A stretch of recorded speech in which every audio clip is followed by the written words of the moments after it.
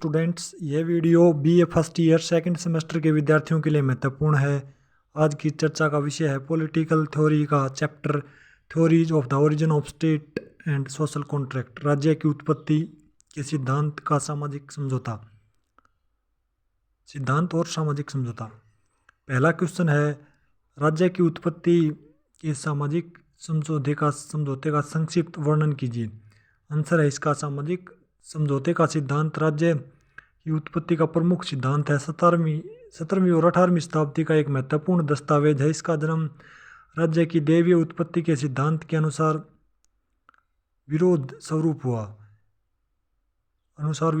यह सिद्धांत राज्य को मानव की एक कृति मानता है। इस सिद्धांत के अनुसार राज्य उन मनुष्यों के सामाजिक सिद्धांत का परिणाम है जो राज्य के बनने से पहले प्राकृतिक अवस्था में रहते थे। सामाजिक समझौते का सिद्धांत शासक और शासितों के संबंधों को स्पष्ट करता है। सामाजिक समझौते के सिद्धांत का प्रतिपादन मुख्य रूप से रूसो, लोक, होब्स ने किया। इन तीनों विद्वानों के विचार इस सिद्धांत के बारे में पूर्ण रूप से नहीं मिलते, फिर भी तीनों विद्वानों में निम्नलिखित बातों पर सहमति जताई है। पहली स्टेटमेंट है, आरंभ में राज्य नामक कोई इकाई राजनीतिक संगठन नहीं था। राज्य का निर्माण से पहले लोग प्राकृतिक अवस्था में रहते थे। लोगों ने काफ़ी विचार विमर्श के बाद आपस में समझौता करके प्राकृतिक अवस्थाओं को त्याग कर राज्य का निर्माण किया। तीसरी स्टेटमेंट है, राज्य प्राकृतिक संस्था न होकर व्यक्तियों द्वारा निर्मित एक कृत्रिम संस्था है जिसका निर्माण व्यक्तियों ने अपने लिए किया है। सेकंड क्वेश्चन है, राज्य एक विकसित संस्था है न कि निर्मित, वर्णन कीजिए। राज्य की उत्पत्ति के विषय में जो सिद्धांत प्रचलित है उसमें सर्वाधिक स्वीकृत सिद्धांत विकासवादी सिद्धांत है।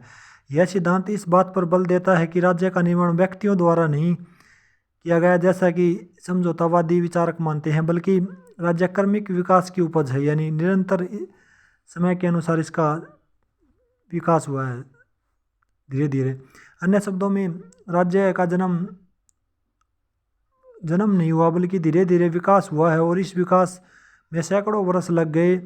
यह सिद्धांत स्पष्ट करता है कि राज्य किसी योजना का परिणाम नहीं है बल्कि इसका स्वतः विकास हुआ है और इसके विकास के लिए व्यक्तियों की सामाजिकता की भाषा, धर्म, रक्त संबंध, आर्थिक गतिविधियां व राजनीतिक चेतना आदि अनेक तत्वों का योगदान रहा है। राज्य को किसी ने बनाया नहीं बल्कि इसका विकास समय के साथ धीरे धीरे होता चला गया। कानून व्यवस्था को चलाने के लिए राज्य महत्वपूर्ण भूमिका निभाता है।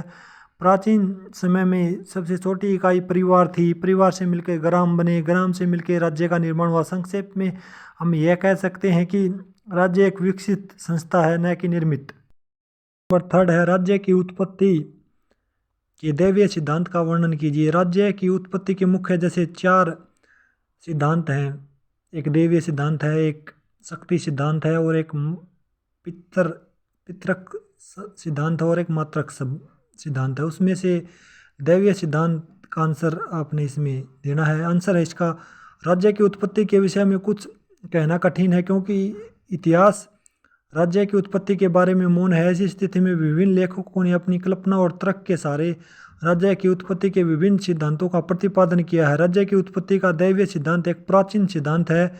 इसकी मुख्य विशेषताएं निम्नलिखित हैं। पहली विशेषता है, राज्य की उत्पत्ति ईश्वर के द्वारा की गई है। दूसरी विशेषता है, राज्य ईश्वर का प्रतिनिधि है और ईश्वर ही उसकी समस्त शक्तियों का सोर्स है।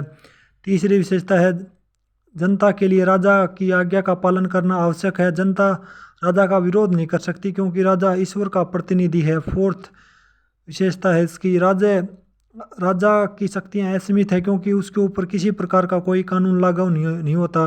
पांचवी विशेषता है, राजा ईश्वर के प्रति उत्तरदायी है, न कि जनता के प्रति। जनता राजा को अपने पद से हटा नहीं सकती क्योंकि जनता के ऊपर शासन करने का अधिकार उसे ईश्वर से मिला है।